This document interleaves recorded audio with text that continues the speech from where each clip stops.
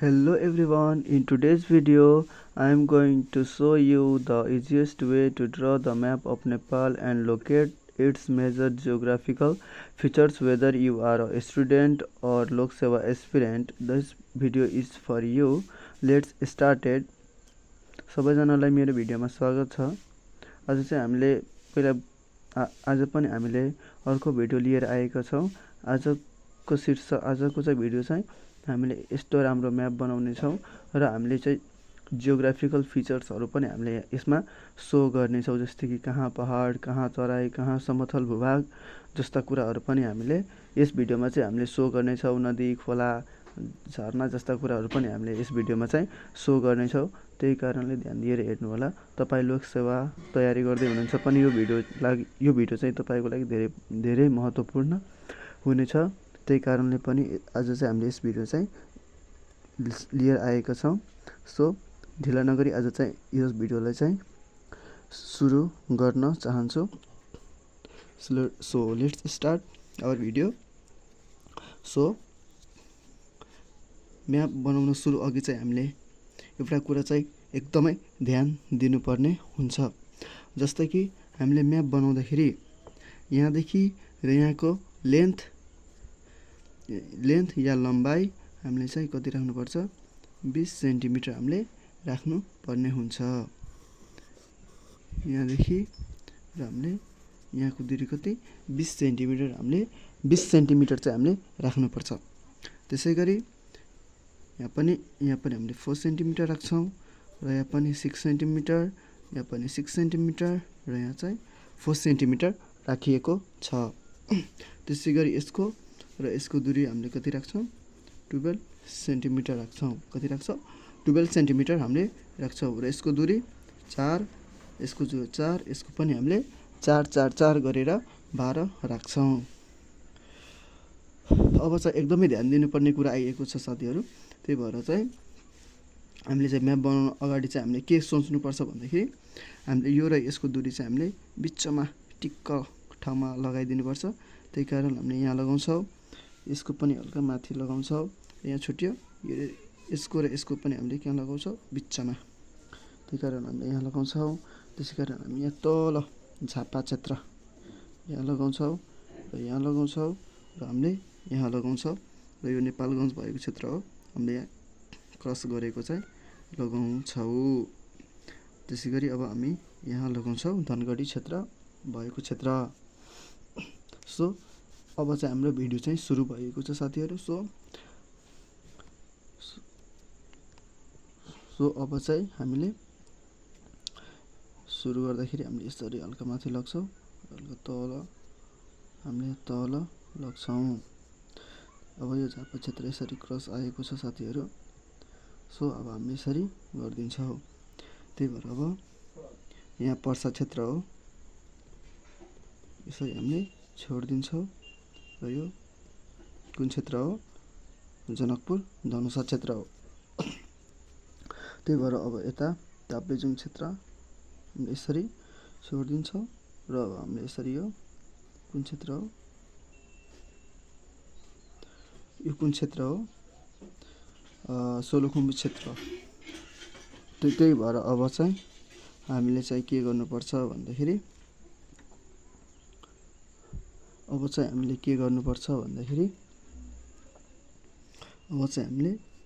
यहाँ यो गणेश, यो चाहिँ हाम्रो गणेश हिमाल रहेको छ साथीहरु, गणेश हिमाल। त्यसैगरी हामीले यसरी गरेर छोड्दिन्छौँ र हामीले यसरी गरेर पनि हामीले जोड्दिन्छौँ। त्यही भएर अब हामीले यसरी गरेर यो गौरीशंकर हिमाललाई पनि हामीले यसरी नै जोड्दिने गर्दछौँ। अब यसलाई पनि हामीले यसरी जोड्दिन्छौँ। तपाईहरुलाई एउटा मनमा के ख्याल आएको होला भन्दाखेरि हामी चाहिँ पूर्वबाट चाहिँ किन सुरु गरिरहेको छौं भन्दाखेरि पूर्वबाट इजी हुन्छ के गर्दाखेरि, पूर्वको इजी ठाउँहरु छ के। त्यही कारणले गर्दा पनि हामीले चाहिँ पूर्वदेखि चाहिँ हामीले सुरु गरेका हौं। सो त्यसै कारणले गर्दाखेरि तपाईहरु पनि पूर्वबाट ट्राई गर्दै हुनुहुन्छ भने त्यो तपाईको लागि धेरै सजिलो हुन्छ। किनभने यताको भागहरु पश्चिमहरु भागहरु हुन्छ नि, जुन धेरै गाह्रो हल्का डिफिकल्टी टाइपको छ के, त्यो लिपुलेख क्षेत्रहरु त्यो हल्का एङ्गल नमिल्न पनि सक्छ। सो त्यही कारणले हामीले चाहिँ पूर्वबाट ट्राई गरिरहेको छौँ। सो हामीले यो पनि हामीले यसरी जोडिदिन्छौँ र हामीले यसरी पनि जोडिदिन्छौँ। पूर्वबाट गर्दा धेरै सजिलो हुन्छ है साथीहरू। यो कुरो चाहिँ राम्रै सुन्नुहोस्। अब चाहिँ हामीले यो कुन क्षेत्र हो? मुस्ताङ क्षेत्र। कुन क्षेत्र हो? यो मुस्ताङ। हामी मुस्ताङ बनाउँदैछौँ साथीहरू। सो अब हामीले यसरी जोडिदिन्छौँ। अब भने यो नेपाल गण क्षेत्र यसरी गरेर हामीले यसरी छोडिदिन्छौँ र यो यसरी गरेर हामीले यसरी छोडिदिने गरेको छौँ। अब चाहिँ यसरी गर्छौँ, यसरी लग्छौँ, यसरी लग्छौँ, यसरी लगेर यसरी जोडिदिन्छौँ। यो चाहिँ सुस्ता भएको क्षेत्र हो। यो चाहिँ के? सुस्ता भएको क्षेत्र हो। अब चाहिँ हामीले यो यताको भाग बनाउँछौँ। यसरी यसरी गरेर हामीले यसलाई पनि हामी यसरी जोडिदिन्छौँ। तपाईँहरूले हेर्न सक्नुहुन्छ नेपालको म्याप चाहिँ रेडी हुन लागेको छ। अब चाहिँ हामीले यसलाई हामीले यसरी जोडिदिन्छौँ। यो दाङ भएको क्षेत्र हो। अब चाहिँ यो पूर्वको पालो यसरी गरेर यसरी हामीले यसरी जोडिदिन्छौँ। अब चाहिँ हामी यसरी हुम्ला भएको क्षेत्र हो। माथि माथि माथि माथि लग्छौँ। अब चाहिँ हामीले यसलाई माथि माथि लग्छौँ, यसरी लग्छौँ। यो क्षेत्र यसरी हल्का माथि माथि लगेर हामीले यसरी जोडिदिन्छौँ। तपाईँहरूले हेर्न सक्नुहुन्छ नेपालको नक्सा चाहिँ रेडी भएको छ। तर यो चाहिँ हल्का नमिलेको कारणले हामीले यसलाई मेटाउँदैछौँ। सो त्यही कारणले अब हामीले चाहिँ यसरी राम्ररी नेपालको नक्सा चाहिँ हामीले बनाउन सक्छौँ गाइज, हैन। अब हामीले चाहिँ यसरी हामीले नेपालको नक्सा चाहिँ बनाउन सक्छौँ। तपाईँहरू हेर्न सक्नुहुन्छ नेपालको नक्सा चाहिँ रेडी भएको छ। एक्चुअलमा चाहिँ नेपालको नक्सा चाहिँ यस्तै हुन्छ, हैन। अब चाहिँ यसरी तपाईँहरूले इजी वेमा चाहिँ बनाउन सक्नुहुन्छ। तपाईँको अब हामीले चाहिँ यसमा चाहिँ जियोग्राफिकल फिचरहरू सो गर्न जाँदैछौँ। सो त्यही भएर हामीले यो बिचको ग्राफहरू चाहिँ हामीले मेट्दैछौँ। तपाईँहरूलाई इजी हुन्छ भनेर बुझ्नको लागि सो गर्न इजी हुन्छ भनेर गरिदिएको हो। तपाईँहरूले एक्जाममा चाहिँ नगर्दा पनि खासै केही फरक चाहिँ पर्दैन, हैन है। सो अब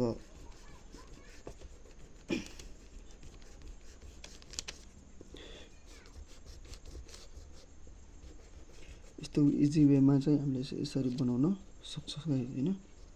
सो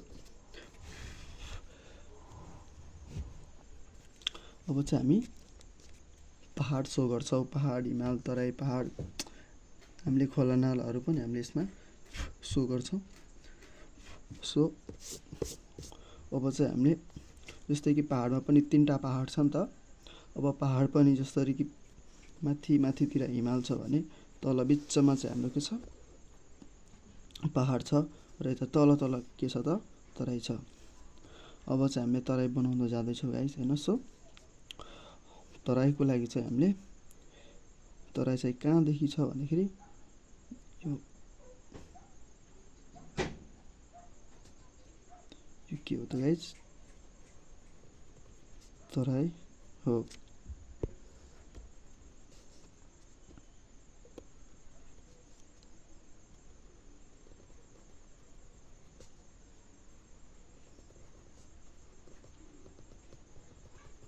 यो के हो त? यो तराई हो र अब हामी यताको पनि तराईहरू बनाउँछौँ।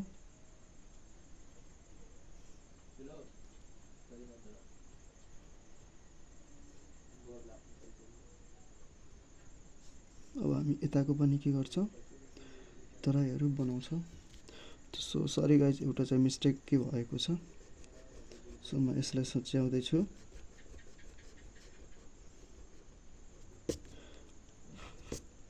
म यसलाई यसरी सच्याउँदैछु। होइन गाइस। सो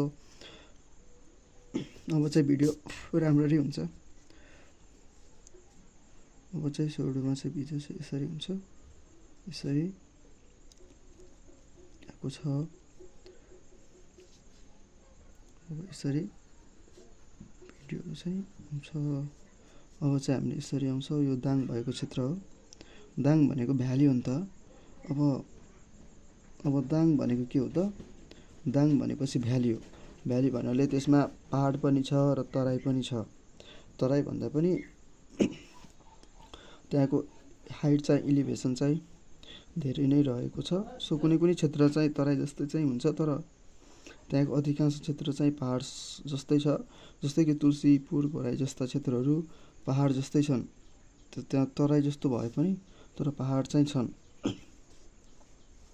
अब चाहिँ यो के भयो त? तराई हो। यो चाहिँ मधेस हो। तराई, मधेस, यो क्षेत्रहरू तराई मधेसमा पर्छ भन्दाखेरि यताको कुन तराई हो? यो पूर्वी तराई हो। तराई, यो पनि के हो त? तराई हो। अब चाहिँ यो हामीले कुन पहाड बनाउँदै, यो कुन बिचको चाहिँ हामीले यो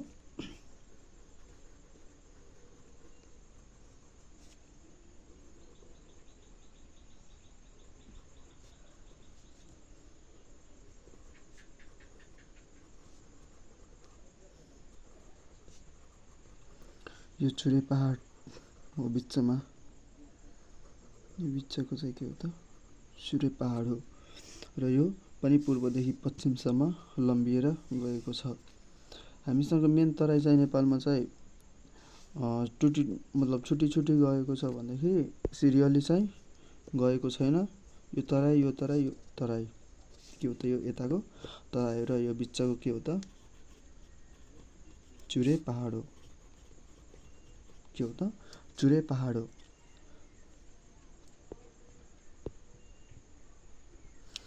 के हो त? बिचको चुरे पहाड हो।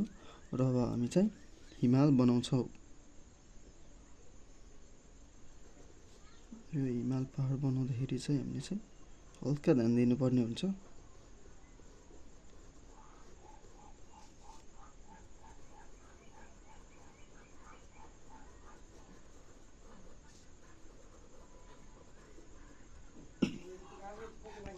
यो के हो त? हिमालय। के हो त? हिमालय। हामीले यसलाई पनि हिमालय भन्छौँ र यो पहाड हो पुरै।